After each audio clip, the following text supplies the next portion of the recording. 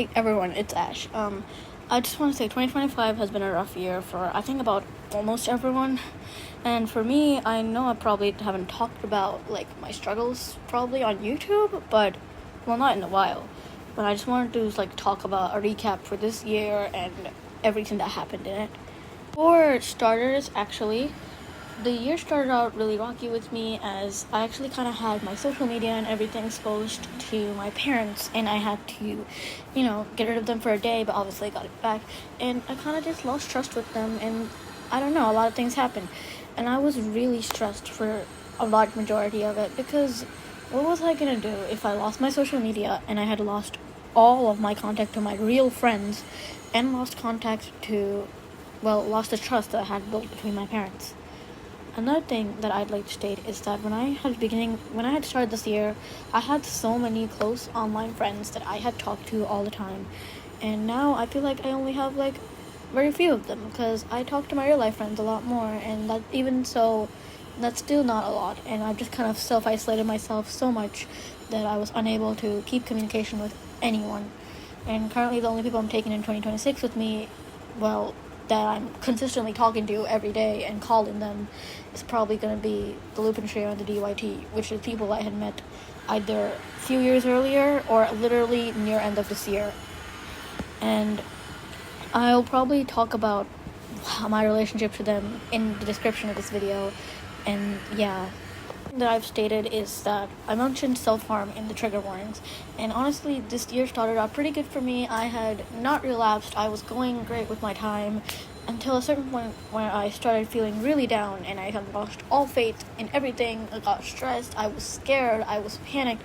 My relationship with my parents, my family, my brother, and my friends had dropped so much that I felt like I had absolutely no one. I would go on, grab a razor and run it along my arms and my legs, and it would just be there. It never actually bled, but it would be so painful. Along with that, I had swimming classes, which is a constant reminder of the stinging pains and the faults that I have done.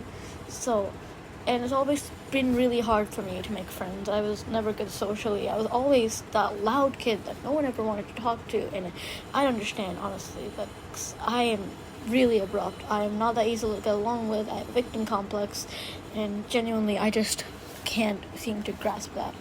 And when I was beginning of this year, along to that, I had so much bullying and so much problems in my school life that I almost left the school.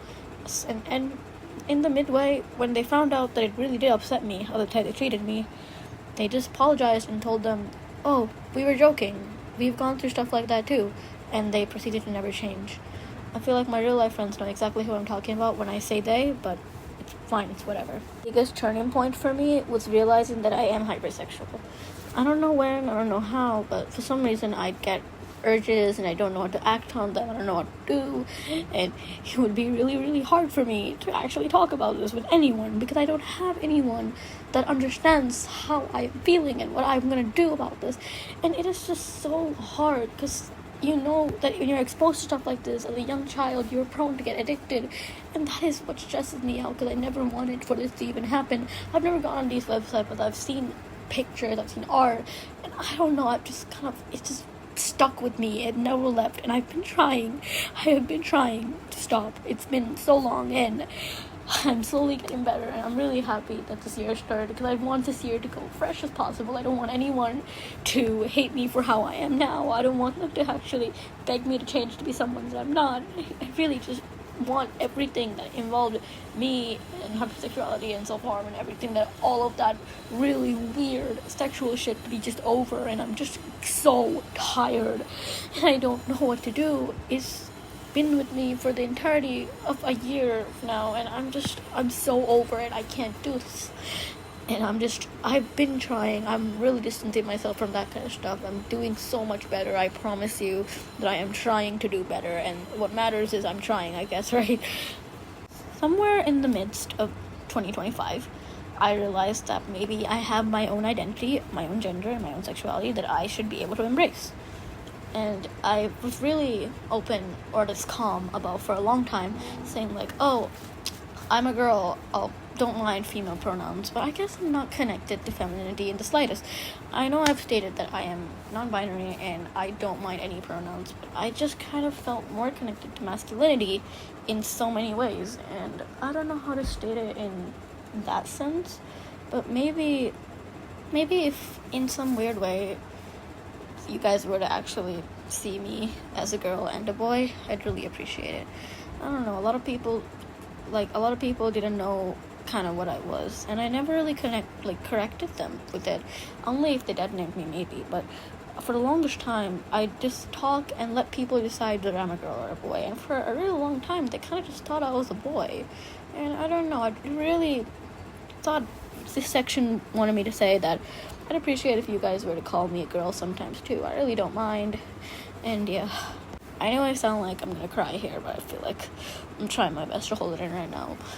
Anyways, along the section of suicide, I had 2 attempts this year, and I was so disappointed in myself for even thinking about that. I had one person help talk it out with me. It was my friend Ari. She's been with me for such a long time, and she's talked me out doing so many things. I really appreciate her, but I just want anyone that's struggling with suicide or self-harm right now to know that that is not the way. I know it's a coping mechanism. I know you think everything is over, but it is not healthy, and you should lean away from it as fast as possible. Find anyone to talk about it with, please. And if they're there for you, if they want you here, that's what matters, okay? Because I know it's really guilt-inducing to say that if you kill yourself, if you hurt yourself, you're hurting me. That's not something you should say to a victim, I know. But sometimes when you do that, you still will hurt the people you love. And it's not always about you, which is not something someone who's going through that wants to hear. But sometimes you need to understand that when you're upset, it upsets other people because they care about you. By the end of this year, I was really surprised to know that I still had friends. I had some very few loving friends who were always there for me. And I'm really, really happy with that. Including my real life friends from the Coincidence Inc. I know that the only one who's actually in my school and I see consistently is Taffy. But my 2 best friends, Cal and Euphony, they're just so special to me. Even though they're in my city, they're not in the same school as me, I can still hang out with them. And I never thought that I would reconnect with my friend Shoal from, a few years back, who I met online under a Flower Husbands video.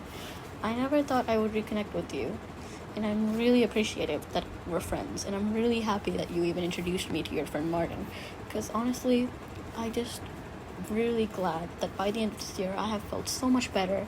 I've bettered myself, fixed my mental health, I've lost so many friends yet gained so much more, and honestly in the end I'm just happy that I'm still surrounded by the people I wanted to be surrounded by. Good, nice people that love me and care about me for who I am. Thank you a lot, guys.